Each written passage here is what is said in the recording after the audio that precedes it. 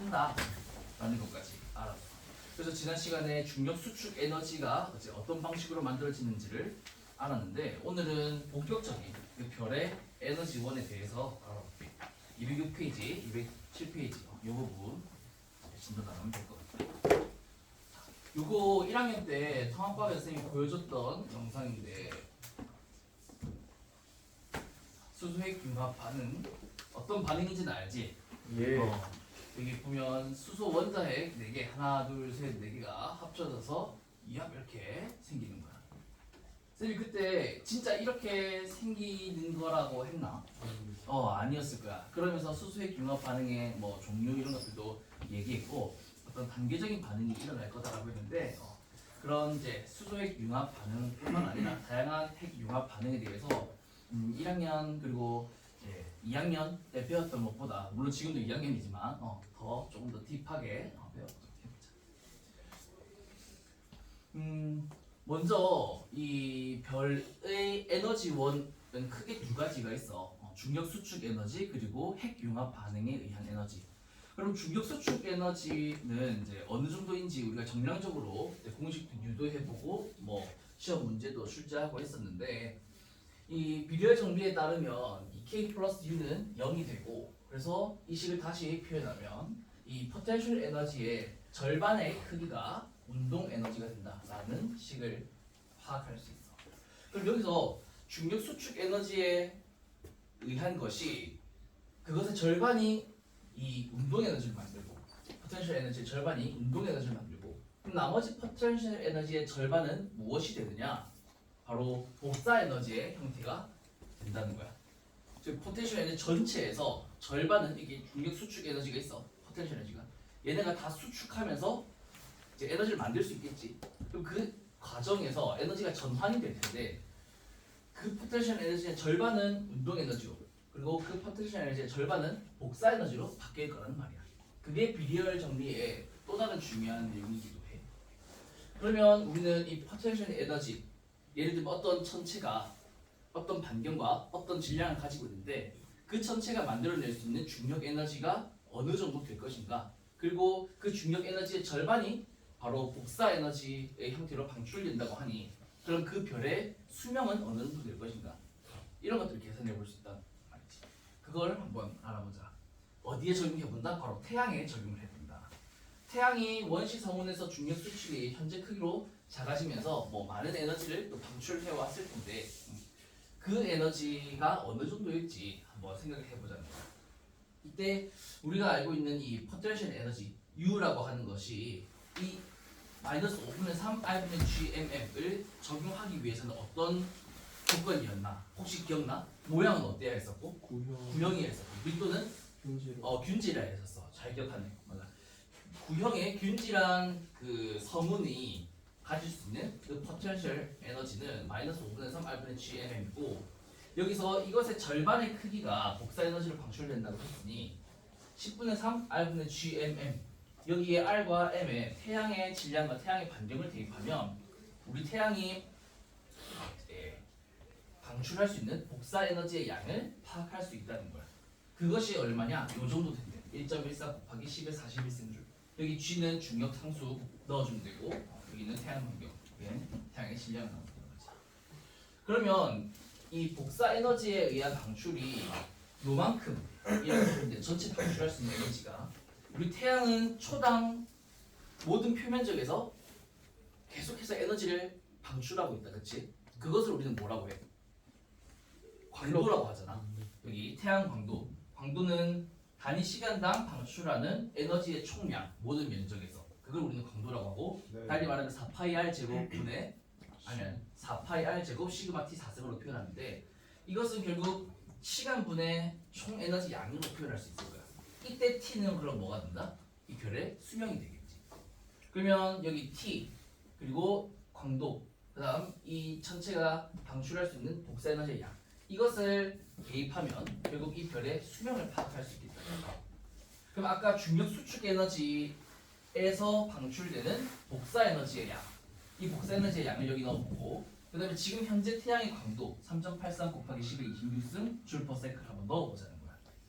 그러면 요 두 개를 나눴을 때의 값이 곧 3 곱하기 10의 14승초가 되고 여기서 1년이라는 값은 몇 초냐? 365 곱하기 24 곱하기 60 곱하기 60 하면 1년이 몇 초인지 나오겠지? 네. 그걸 대략적으로 계산하면 3 곱하기 10의 7승초 정도가 되는데 그러면 얘를 연으로 단위로 환산하고 싶다면 이 값을 나눠주면 되겠지. 그럼 그 결과 이 포텐셜 에너지에 의해서 방출되는 복사 에너지로 태양의 수명을 계산해 봤을 때는 약 10의 7승년, 대략 1000만 년 정도 된다는 거야. 그럼 1000만 년 정도라고 하는 그 시간의 어떤 연구는 켈빈 헬름홀츠 이 두 학자가 연구를 해서 켈빈 헬름홀츠 시간 규모라고 하는데 이 규모, 이 타임 스케일은 수천만 년, 1천만 년 단위란 말이지. 근데 우리 태양은 1천만 년 정도밖에 못 살까? 아니면 1천만 년 정도, 수천만 년 정도만 살아왔고 살 수 있을까? 아니요. 아니겠지. 우리 지구의 역사만 봐도 수십억 년 단위인데 말이야. 그러니까 이 태양의 어떤 에너지원을 중력 수축 에너지만으로 표현하기에는 너무나 말이 되지 않는다.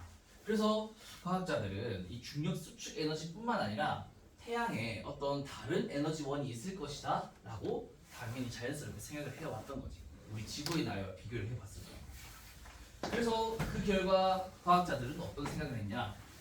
태양 내부의 고밀도 환경에서 핵융합 반응에 의한 에너지가 발생할 것이다 있런 생각을 했던 거예요.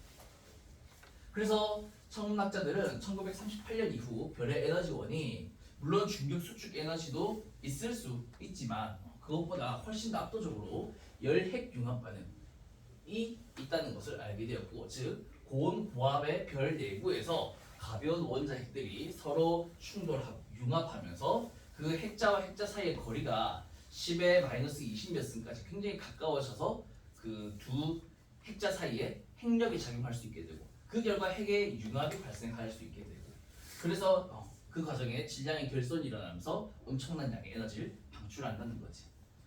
그래서 우리가 이 양도 계산을 해볼 수 있을 거야. 태양의 수소핵 융합 반응에 의해서 에너지가 얼마나 발생할 것인지 이걸 계산하는 방법은 뭐였지? 1학년 때도 했었던 것 같은데 핵 융합 반응에 의해서 만들어지는 에너지의 양은 어떻게 계산한다? 델타 M 이는 델타 MT 제곱 질량 에너지 증가 원리를 통해서 우리는 계산해 볼 수 있을 거야. 그러면 우리는 C 제곱은 뭔지 안다, 그치? 광속의 제곱을 해주면 되는데 이 델타 M의 값이 무엇인지 생각을 해볼 필요가 있어. 그러면 우리 태양이 있다. 이 태양에서 수소 핵 융합 반응으로 인해 질량이 줄어드는 비율을 줄어드는 정도를 여기에다 곱해주면 되는 거잖아. 그걸 어떻게 계산해 줄까? 자, 한번 생각해 보자. 태양 전체의 질량은 2 곱하기 10의 30kg이야. 근데 태양 전체 이 모든 질량이 다 수소핵 융합 반응에 참여하나? 아니요. 아니지. 이 중에 태양 질량 전체의 10% 정도만이 수소핵 융합 반응에 참여한대. 그럼 여기서 0.1 곱해줄 필요가 있겠다. 그리고 수소핵 융합 반응 한 번에 의해서 하나의 핵융합, 수소핵 융합 반응 과정에 의해서 질량이 얼마만큼 감소하는지 그 비율을 알고 싶어. 그걸 알고 싶다면 우리는 델타 M, 즉 반응 후와 반응 전 사이에 어떤 변화의 비율을 곱해주면 사실 가장 심플한 거지. 그래서 여기 있는 오른쪽에 식을 보면 수소핵 융합 반응의 질량 결손 비율을 계산하는 방법이 소개되어 있는데 여기 4.0026은 헬륨 원자핵의 원자량, 그 다음에 1.0078은 수소 원자핵의 원자량이야. 그럼 수소 원자핵 4개가 반응 전에 반응물이고 4.0026이라는 헬륨 원자핵의 원자량, 이게 생성물의 값이라고 볼 수 있겠어. 그럼 요 값이 뭐가 된다? 결국 이제 델타 M인데 우리는 그 비율을 알고 싶은 거야. 그래서 헬륨 원자핵의 그 원자량을 분모로 나눠주는 거지. 그러면 이 과정이 결국 하나의 4개의 수소 원자핵이 하나의 헬륨 원자핵이 되는 그 과정에서 질량이 감소하는데 그것의 비율을 이렇게 헬륨 원자핵으로 나눠주면서 알 수 있게 되는 거야. 그 값이 무엇으로 나오냐? 0.007이 된대. 이걸 퍼센트로 하면 0.07%가 되는 거지. 즉 수소 원자핵 4개가 하나의 헬륨 원자핵이 되는 과정에서 질량이 몇 퍼센트 감소하냐? 이 원래 100%였는데 여기서 0.07%가 감소한다는 거지. 그러면 여기서는 99.93%가 되는 거야. 이만큼의 질량 감소 비율이 일어난다는 거. 이해되겠나? 즉 4.0312와 4.0026 사이에 그 감소 비율이 요만큼이라는 거야. 그럼 이만큼을 어떻게 준다? 아까 태양 전체에서 수소 핵 융합 반응이 일어나는 그 정도를 곱해주고 거기에서 그 델타 M의 비율, 즉 요만큼을 곱해주는 거지. 그러면 태양에서 수소 핵 융합 반응으로 만들어질 수 있는 에너지의 총량이 계산이 되는 거야. 여기 광속을 곱해줌으로써 광속의 제곱을 곱해줌으로써 그 값이 어떻게 되느냐? 이렇게 된대. 1.2 곱하기 10의 44승 줄. 근데 여기 우리 교과서랑 조금 표현의 차이가 있는 게 있다. 우리 교과서에는 여기다가 뭘 또 곱해주고 있냐면 0.75를 곱해주고 있어. 왜 0.75를 곱해주고 있을까? 태양의 구성 원소 중에 주를 이루는 게 뭐야? 수소, 그 다음 헬륨이잖아. 태양 전체가 싹 다 수소로만 이루어져 있지는 또 않거든. 75%가 수소고 나머지 20몇 %가 헬륨이야. 그렇기 때문에 이 수소에 해당하는 75%의 비율을 또 곱해주고 있는 그런 표현이 우리 책에는 나와 있는데, 그거는 이 에너지를 발생하는 어떤 조건의 표현을 너희가 보면 될 것 같아. 여기 중요한 것은 이 0.1, 태양 전체의 0.1, 즉 10%가 수소의 융합 반응에 참여하는지, 아니면 태양 전체의 75%가 수소인데 이 75% 중에 10%가 수소의 융합 반응에 참여하는지, 이것의 표현에 따라서 0.75로 곱해줄 수도 있고 곱해주지 않을 수도 있을 거야. 그거는 문제의 조건을 너희가 잘 보고 무엇을 태양 전체 질량에서 곱해줘야 할지 판단하면 될 것 같아. 우리 책에는 0.75가 곱해져 있고, 또 지금 지구과학 원 내용에 있는 이 수능 특강에서의 자료는 이제 따로 0.75가 더 곱해져 있지 않아. 그 이유는 아마 이 10%라는 것이 태양 전체 질량에서 10%가 수소의 융합 반응에 참여한다, 이렇게 표현을 했기 때문인 거야. 이거야. 그래서 어쨌든 이렇게 계산하게 되면 결국 수소의 융합 반응에 의해서 태양이 방출할 수 있는 에너지의 총량은 이만큼이라는 거지. 그리고 이제 이것을 또 어떻게 한다? 태양의 수명을 계산하는, 즉 에너지 나누기 광도, 이것을 적용시켜 보는 거야. 즉 요 값 그리고 지금 현재 태양의 광도, 이것을 나누면 아까 값과 달라. 아까 값은 3 곱하기 10의 몇 승이었어? 14승. 맞아, 기억을 하네. 14승인데 지금은 17승이야. 즉 1000배 정도가 차이 나는 거야.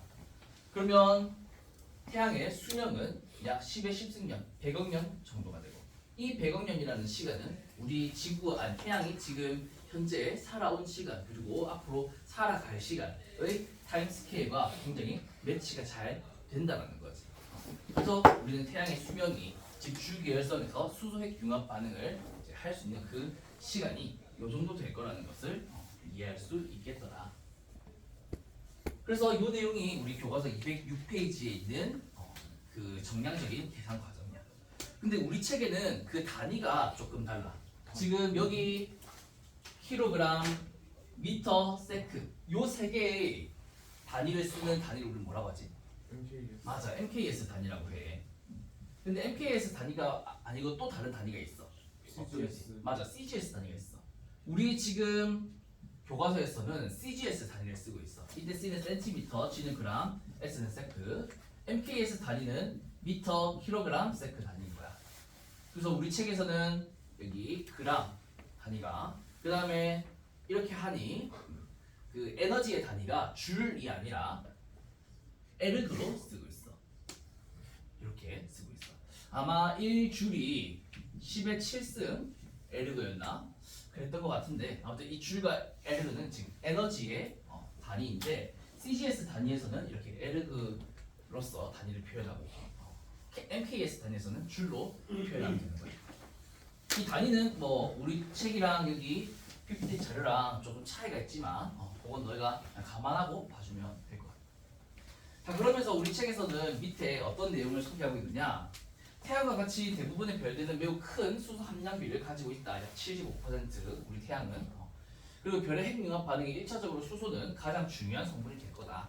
하지만 하나의 헬륨 핵이 형성이 되려면 4개의 수소의 융합이 필요하지만 이게 4개의 독립된 양성자들이 동시에 충돌해서 융합하는 것이 쉽지 않다. 고밀도의 별의 중심 핵에서도 이런 게 쉽지 않다는 거야. 자, 여기 아까 전에 영상이 있었잖아요, 이거. 이렇게 수소 원자의 4개가 하필 정말 우연히도 한 점에 서로 수렴하면서 이렇게 서로 강한 전기적인 반발력을 이겨내고 이렇게 융합하는 것이 사실 굉장히 어려워. 그런 반응이 힘들기 때문에 우리는 이제 단계적인 과정, 즉 연쇄 과정을 고려할 필요가 있겠다. 그래서 우리가 알고 있는 너희가 또 배웠던 이 수소의 융합 반응의 두 종류, 양성자 연쇄 반응과 시에노 순환 반응, 이 두 반응 모두 나중에 그림을 보면 알겠지만 단계적인 과정을 거쳐서 점점 이제 수소 원자핵이 하나씩 이제 결합하는 그런 모습이 보일 거야. 자, 요 내용은 너희가 그 1학년 때도 배웠고 2학년 2학기 지난 중간고사 시험 범위에서도 요 자료를 본 적이 있을 거야. 그치? 공부하면서 봤을 텐데 그래서 자세한 거는 뭐 뒤에서 한번 보자. 그런데 우리 책의 207페이지에서도 요 내용을 소개하고 있어. 보면은 첫 번째는 양성자 연쇄 반응이다 하면서 이 화학식 소개하고 있고, 그다음 탄소 질소 산소 순환 반응이라고 하면서 막 화학식도 소개하고 있거든. 요 화학식 이따가 이 다음 페이지에서 한번 볼게. 자, 여기서 우리가 이 그래프가 하나 보이는데 이 그래프에서 또 생각해야 할 것은 바로 PP 반응과 연쇄 반응, 시에노 순환 반응, 이 두 반응의 어떤 관계야. 즉 중심 핵의 온도가 어느 정도이냐에 따라서 이 각각 반응의 에너지 발생 효율이 서로 다르게 변화하는데 어떤 게 더 온도에 민감하게 반응하는 것 같아?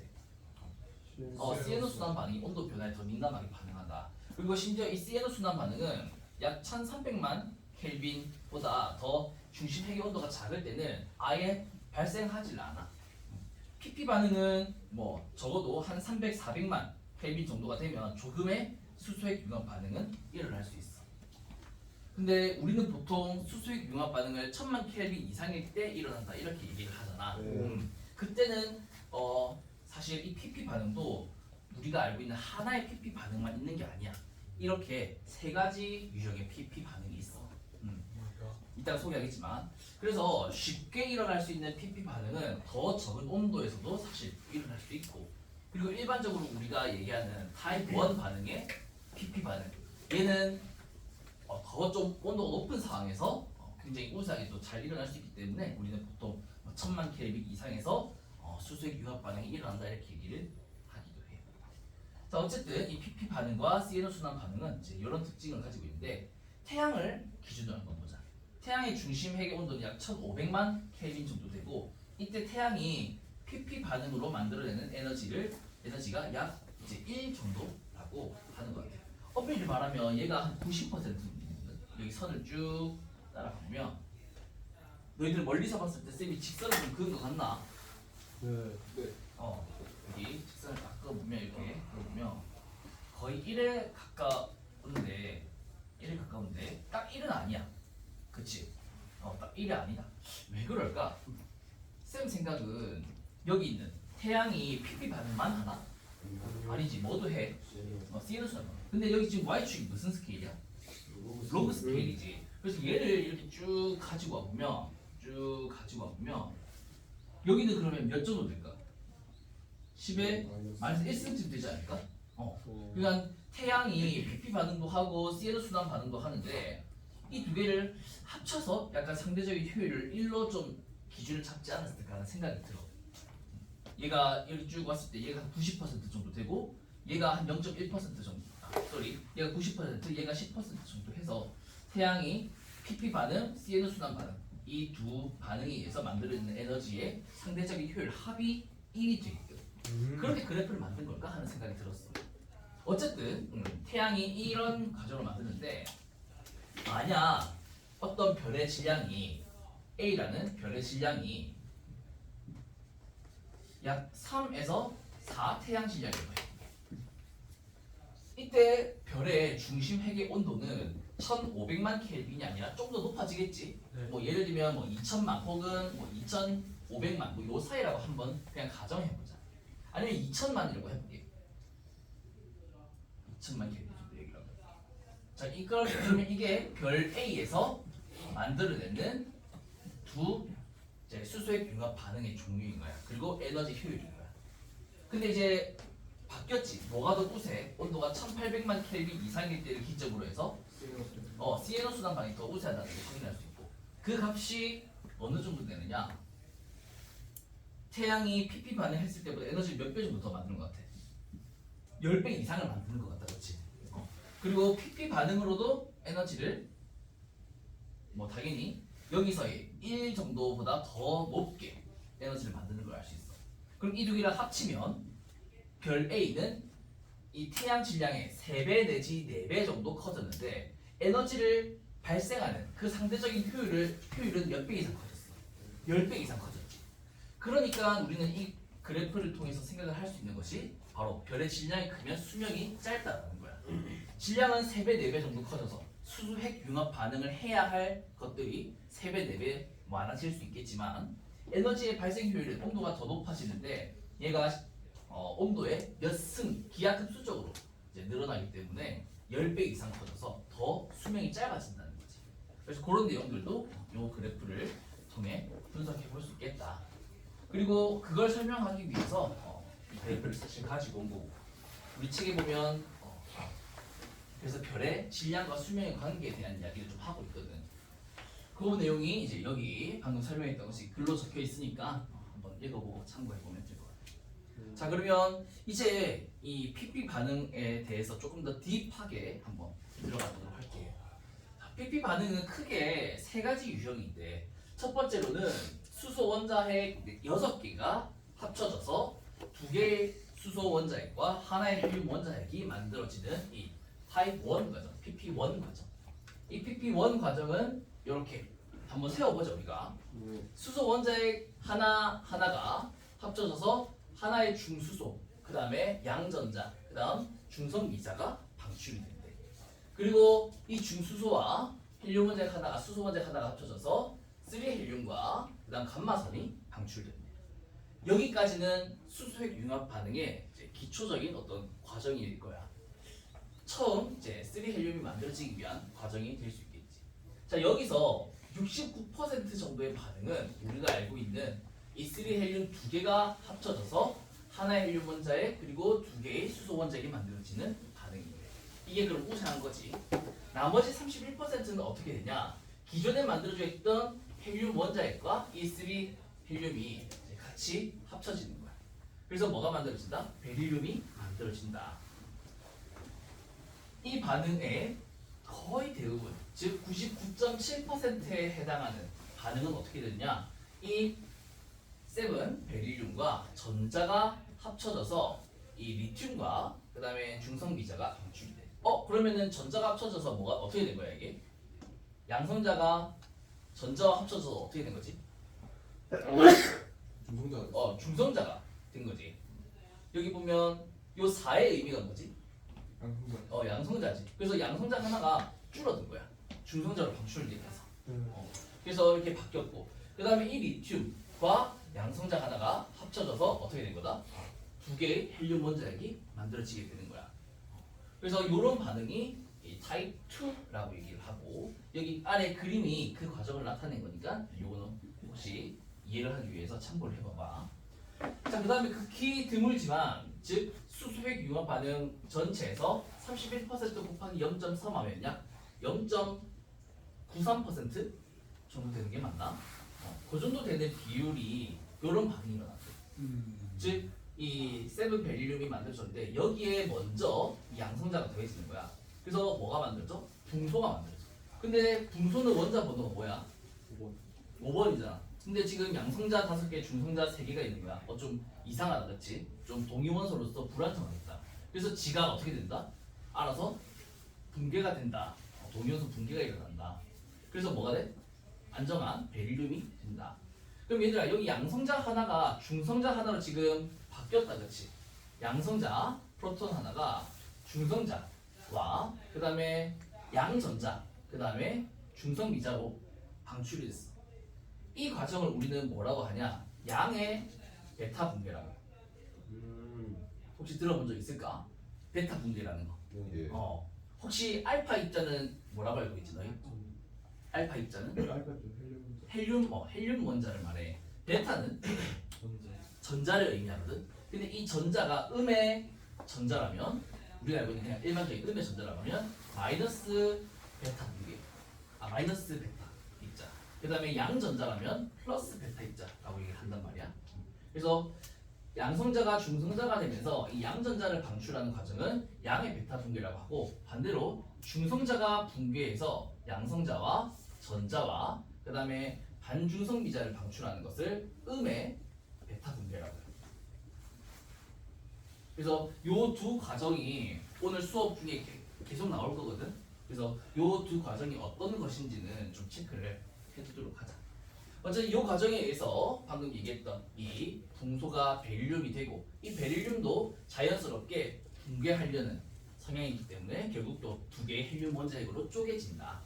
그래서 이런 과정이 또 극히 드물지만 이렇게 세 번째 타입, 요 세 번째 타입으로 일어난다는 거.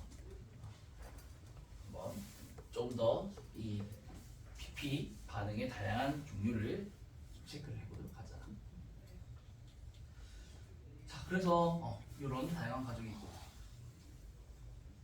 이 과정과 이 과정을 거치기 위해서는 좀 온도가 많이 필요할 거야. 근데 기존에 있던 무거운 헬륨 원자핵을 핵융합 반응에 참여시켜서 더 막 억지로 전기적인 반발력이 큰 막 두 원소를 결합시키는 것이 아니라, 이런 무거운 원자를 같이 활용하면 더 온도가 낮은 환경에서도 이 수소들을 융합시킬 수 있겠지. 그렇기 때문에 아까 전에 그 PP 반응에서 1000만 켈빈부터 시작하는 것이 아니라 더 온도가 낮은 환경에서도 에너지는 적지만 이 PP 반응이 만들어질 수 있는 이유가 이런 타입 2 혹은 타입 3, 즉 무거운 원소를 활용하면서 또 핵융합 수소를 핵융합시킬 수 있기 때문에 더 낮은 온도에서도 이제 반응이 시작될 수 있다는 거야. 그리고 그래, 이 정도로 하자.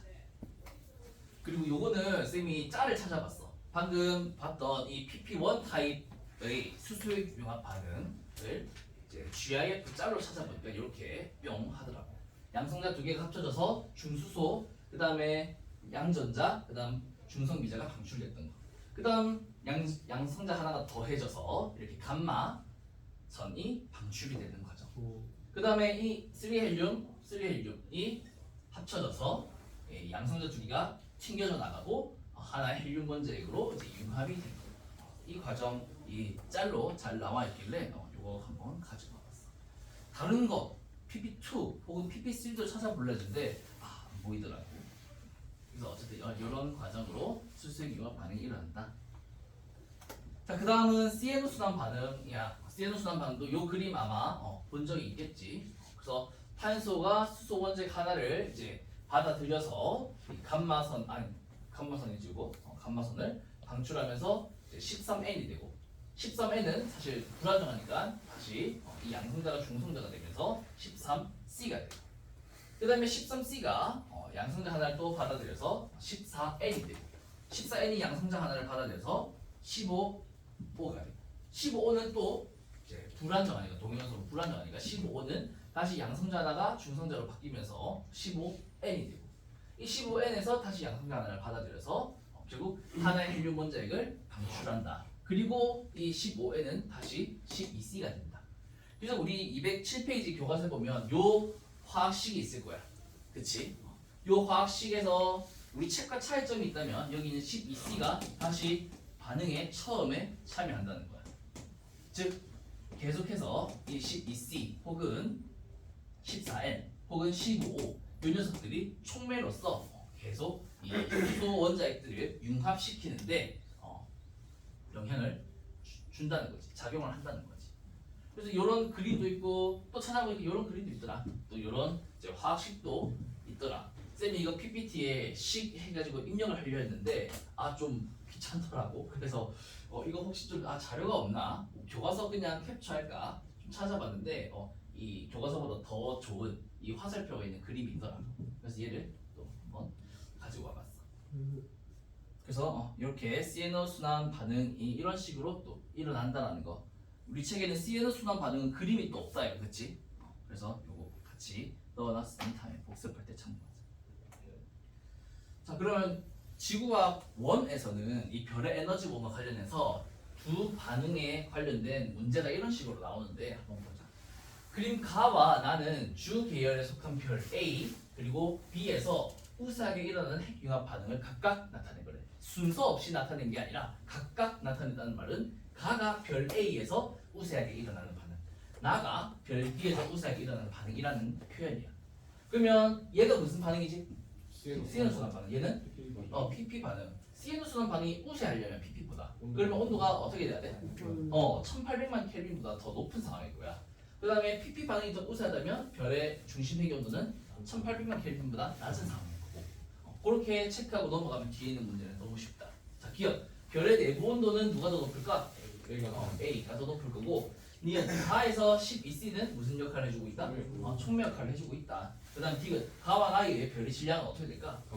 감소하겠지. 이 수소 원자액이 합쳐져서 헬륨 원자액이 되는 그 수소 융합 반응이니까 결국 에너지는 감소할 거다. 자, 이렇게 우리 207페이지의 수소 핵 융합 반응과 관련된 부분까지 한번 살펴봤고, 이제 207페이지 아래 두 번째 있는 3중 알파 과정을 살펴볼게. 아까 알파 입자가 헬륨이라 했잖아. 그래서 이 헬륨 원자핵 3개가 융합해서 하나의 탄소 원자핵이 된다는 트리플 알파 과정에 대한 소개가 여기 나와 있어. 온도가 약 1억 켈빈 이상인 적색 거성의 중심부에서는 3개의 헬륨 원자핵이 융합해서 한 개의 탄소 원자핵을 만드는 헬륨 핵 융합 반응이 일어난다. 이렇게 중심에서 헬륨 핵 융합 반응이 일어나게 되면 그 별의 표면 온도와 크기 이런 것들이 또 바뀌게 되겠지. 별의 진화 과정에서. 이때 여기 그림을 보면 알겠지만 두 개의 헬륨 원자핵이 합쳐져서 이제 베릴륨이 만들어져. 근데 이 베릴륨은 자연 상태에서 안정하게 존재하기 좀 어려운 그런 원소야. 그래서 이 베릴륨은 빠른 속도로 다시 이제 두 개의 헬륨 원자핵으로 붕괴되려는 그런 성질을 가지고 있어. 아까 여기 PP 반응 타입 3에서 봤던 것처럼 여기 하나의 베릴륨 원자핵은 이 두 개의 헬륨 원자핵으로 붕괴되려는 성질을 가지고 있단 말이야. 그런데 어떨 때는 가능하다? 바로 밀도가 굉장히 높아서, 즉 베릴륨이 만들어지자마자 이 바로 옆에 있던 그리고 운동 에너지가 높은 그런 헬륨 원자핵이 야 너 만들어주는데 잘 됐다 일로 와 해가지고 여기 합쳐져서 12C를 만들 수 있는 환경, 얘가 붕괴되기도 전에 그러려면 당연히 어떤 환경이 된다? 고밀도 환경이어야 되겠다. 그 조건이 바로 1억 켈빈 이상이어야 된다는 거야. 온도만 사실 1억 켈빈 이상이어야 한다고 되건 아니야. 밀도도 굉장히 높아야 돼. 얼마나 높아야 될까? 그걸 이따가 표로 정리된 게 있는데 그것도 이따가 소개해줄게. 어쨌든 고밀도 환경에서 이렇게 헬륨 원자핵 두 개가 합쳐져서 벨륨이 만들어지고, 이 벨륨이 만들어지자마자 거의 바로 옆에 헬륨 원자핵이 또 합쳐지면서 12C 탄소 원자핵이 만들어지는 이 과정이 바로 트리플 알파 과정이 됩니다. 이 과정에서는 당연히 델타 M이 더 어떻겠어? 크겠지. 수소 원자핵의 핵융합 반응보다, 수소 핵융합 반응보다. 그렇기 때문에 이 아까 전에 PP 반응과 시에너 순환 반응 이 그래프 있었잖아. 이 교차점이 약 1800만 켈빈이고 여기 1500만 켈빈이고 아까 봤던 그래프. 여기서 이제 트리플 알파 과정을 여기 더 추가해서 넣으면 이렇게 나와. 즉 기울기가 가장 없대. 제일 가파르지. 그만큼 온도 변화에 따라 그 핵융합 반응의 제 발생 빈도, 그에 따른 에너지의 발생량이 훨씬 더 크게 나타난다는 거야. 이 시에노 PP 반응보다 이 트리플 알파 과정이. 그래서 헬륨 핵융합 반응이 일어나면 이 별의 크기가 엄청 또 커지고 거성 혹은 초거성이 되는 그런 과정이 되는 거지. 그래서 이렇게 3중 알파 과정, 트리플 알파 과정에 관한 설명도 살펴봤고, 그리고 여기서 나아가서 우리는 사실 이 헬륨 핵융합 반응뿐만 아니라 탄소 핵융합 반응, 또 다른 산소의 핵융합 반응, 또 더 무거운 원소들의 네온 핵융합 반응, 규소 핵융합 반응, 그런 반응들도 있을 건데 그런 반응들은 우리가 어떻게 표현할 수 있을까? 이거 한번 생각해 봐봐 얘들아. 수소핵 융합 반응은 이런 식으로 복잡하게 표현할 수 있어, 그렇지? 그리고 헬륨 핵 융합 반응, 시에노순환 방도 저렇게. 또 헬륨 핵 융합 반응은 조금 심플하지만 이렇게 나타낼 수 있어. 근데 이것보다 더 무거운 원소는 어떻게 만들어줄 수 있을까? 그 반응을 바로 알파 반응 과정이라고 해. 즉 헬륨 원자 핵을 막 넣는 거야, 재료로서. 그러면 더 무거운 원자 핵이 융합이 돼. 자, 여기 한번 볼까? 알파 입자가 결국 헬륨 입자인데 이 헬륨 입자가 더 무거운 원소의 핵 융합을 가능하게 해주는 가장 중요한 재료가 된단 말이야.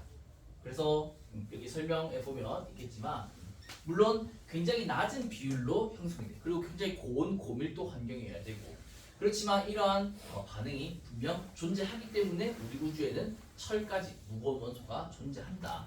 그리고 사실 이 과정에서는 에너지의 생산량도 그렇게 높지 않아.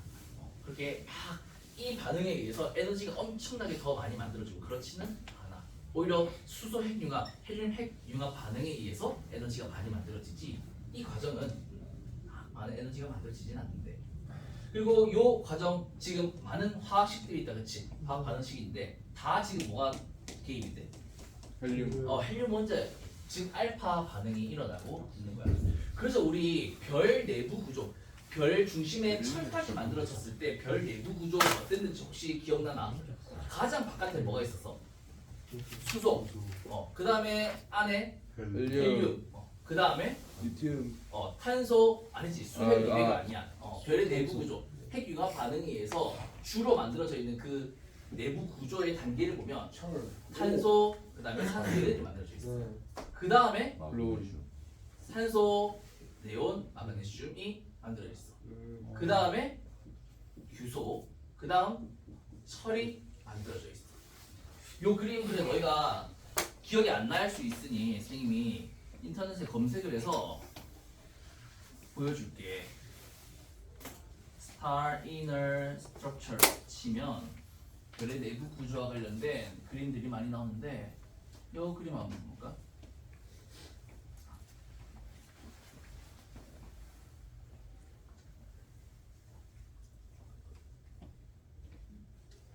여기 있네. 자, 요 그림 한번 보자. No burning hydrogen. 여기서는 이제 1000만 켈빈 이하의 온도로 수소의 융합 반응이 이제 잘 일어나지 않는 영역. 그 다음에 이 수소 껍질에서 이제 핵융합 반응이 일어나고, 그 다음에 헬륨 껍질에서, 그 다음 탄소 껍질에서 핵융합 반응이 일어나는. 그 다음에 산소 껍질에서 핵융합 반응. 그 다음에 네온 껍질에서 핵융합 반응. 그 다음에 마그네슘 껍질에서의 핵융합 반응. 그 다음에 실리콘 껍질에서의 핵융합 반응. 그 다음에 중심에는 철 핵이 있는 그런 별의 내부 구조야. 이런 경우는 그 별의 질량이 8태양 질량보다 더 큰 경우에 이렇게 일어날 수 있다. 자, 그러면 이 헬륨, 탄소, 산소, 네온, 마그네슘, 실리콘, 철 얘네들의 공통점이 뭘까? 얘네들 공통점. 원자 번호가 다 짝수라는 거야. 왜? 여기서 헬륨 원자 하나를 착착착 이렇게 붙여나갔으니까. 그래서 이렇게 별 내부 구조의 주요 원소들이 이런 원소들로 이루어져 있다라는 것이고, 그 다음 또 여기서 하나 주목해야 할 것은 너들 쿨롱 장벽이라는 개념 혹시 들어본 적 있어? 쿨롱 장벽. 쿨롱은 어떤 단위야? 어떨 때 써? 전기적. 전기적 어떤 에너지와 관련된 그런 걸로 쓰지. 그러면 이 쿨롱 장벽이라고 하는 것은 뭔가 이제 막아 놓는다는 거야. 즉 양성자 사이가 이제 가까워지려고 할 때 어떤 전기적인 반발력 같은 게 있겠지. 그런 반발력과 관련된 표현을 쿨롱 장벽이라고 하거든. 즉 이 두 원소들의 어떤 융합 이런 것들을 위해서 필요한 에너지 그런 개념이라고 생각해 주면 되겠어. 그럼 여기 있는 반응에 필요한 에너지를 한번 볼까? 자, 탄소와 헬륨 원자핵의 핵융합 반응, 탄소 핵융합 반응으로 산소를 만들기 위해선 10.16 메가 에너지 볼트 혹은 밀리언 에너지 볼트가 필요하대. 그 다음에 산소 핵융합 반응을 해서 네온 원자 핵을 만들기 위해서는 좀 에너지가 낮네. 4.73 정도만 있으면 된대. 그래서 산소 그다음에 네온까지는 좀 쉽게 만들죠. 근데 네온의 핵융합 반응으로 마그네슘 원소를 만들기 위해서는 어때? 에너지가 갑자기 확 높아지지. 네. 그다음에 마그네슘을 핵융합 반응시켜서 규소를 만드는 것도 9.98. 얘가 사실 제일 에너지가 많이 필요해. 쿨롱 장벽이 되게 높다는 거야. 너희들 화학 반응식에서 어떤 활성 에너지가 크면 반응이 잘 일어나 안 일어나? 안 일어나지. 그것과 마찬가지로 이 쿨롱 장벽 이게 크면 이 에너지가 크면 클수록 이 반응이 일어나기 쉽지 않다는 거야. 근데 여기서 한번 봐봐. 규소까지 만들었다니까. 규소까지 만들고 나면 그 아래 그 나머지 더 무거운 원소를 만들어내는 반응에 필요한 에너지는 이 반응 9.98보다 어때? 더 숫자가 작지? 그러면 규소를 만들어낼 수 있으면 이 아래에 있는 더 무거운 원소의 핵융합 반응은 어떨 수 있어? 굉장히 자연스럽게 빠르게 일어날 수 있겠지. 그렇기 때문에 별의 내부 구조에 규소 다음에 바로 뭐가 있다는 거야? 철이 있다는 거야. 요 핵융합 반응은 굉장히 짧은 시간에 빠른 방향으로 에너지가 반응이 일어나는 거지.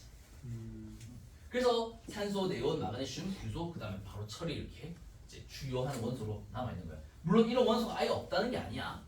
갑자기 폭발해 버리면 얘네들 원소도 우주 공간에 튕겨 나갈 수 있어. 그렇지만 주로 별의 내부를 이루는 원소들이 얘네들이 있다는 거야. 자, 이렇게 되기 위해서는 결국 알파 입자들이 필요했던 거고, 이 알파 반응의 의미를 한번 생각해 봐 줬으면 좋겠다. 그래서 인터넷에 또 검색을 해보니 이런 요거는 수소 핵융합 반응 PP, 얘는 수소 핵융합 반응의 CNO, 얘는 트리플 알파 반응, 그다음에 얘는 알파 프로세스, 즉 더 탄소보다 무거운 원소를 만들기 위해서 결국 헬륨만 있으면 된다. 자, 그리고 여기 철보다 무거운 원자핵들을 그럼 어떻게 만들어지냐? 항성 진화 말기에 볼 수 있는 초신성 폭발 기억나지? 그 초신성 폭발에 의해서 결국 철 또는 철보다 무거운 원소들은 중성자를 막 포획해. 중성자를 막 포획하게 되면 얘가 동위원소가 되잖아. 그러면 굉장히 불안정하겠지. 그럼 그런 불안정 속에서 이제 동위원소의 어떤 붕괴가 일어날 텐데 그 붕괴가 우리는 베타 붕괴라고 하고, 그 베타 붕괴에서 중성자가 양성자가 되는 과정이니까 우리는 음의 베타 붕괴라고 이야기를 하는 거야. 중성자가 양성자가 되기 위해서는 어떻게 돼야 돼? 전자를 내보내버려야 되지. 그렇기 때문에 전자가 빠져나온다는 의미에서 음의 베타 붕괴라고 하는 거고, 그 음의 베타 붕괴에 의해서 즉 중성자가 양성자가 되어버리는 과정에 의해서 결국 철보다 더 무거운 철 다음이 뭐지? 코발트, 그 다음 니켈, 그 다음 구리, 그 다음 아연, 이렇게 되는데 그런 더 무거운 원소들이 차차차 만들어지게 될 거라는 거야.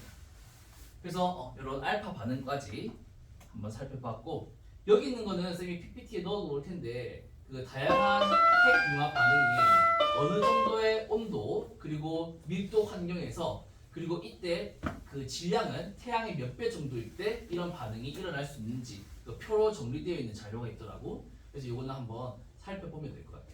이때 이 단위 gm per cc는 gram per cubic centimeter에, 그래서 우리가 알고 있는 그냥 그램 per 세제곱 센티미터 밀도의 CGS 단위의 밀도 개념으로 봐주면 되겠어. 그리고 여기 오른쪽에 있는 그림은 별이 핵융합 반응을 할 때 요 각 수소 껍질 그리고 헬륨 껍질 각 원소들의 이제 껍질에서의 핵융합 반응이 얼마나 지속되느냐라는 건데, 결과적으로 얘기하고 싶은 것은 별 전체 수명은 여기 굉장히 큰 질량이라서 수천만 년일 거야. 질량이 크면 수명이 짧잖아. 그래서 이 별의 질량은 철까지 만들 수 있기 때문에 수천만 년의 수명을 가질 텐데, 이 나머지 껍질들에서의 수소핵 융합 반응은 길어봤자 수백만 년, 짧으면 수일밖에 안 돼. 철은 만들어지자마자 런 해버려, 즉 달아나버려, 폭발해버려, 터진다는 거지. 그래서 이 자료는 너희가 이 별의 수명과 그 다음 별의 진화 과정에서 껍질에서의 핵융합 반응이 얼마나 상대적으로 짧은 것인가, 이걸 좀 이해하는 데 도움이 되었으면 해서 쌤이 넣어놓은 거야. 자, 그리고 요 이후의 내용들은 쌤이 다음 시간에 이어서 할게요. 쉬었다가 수고했다.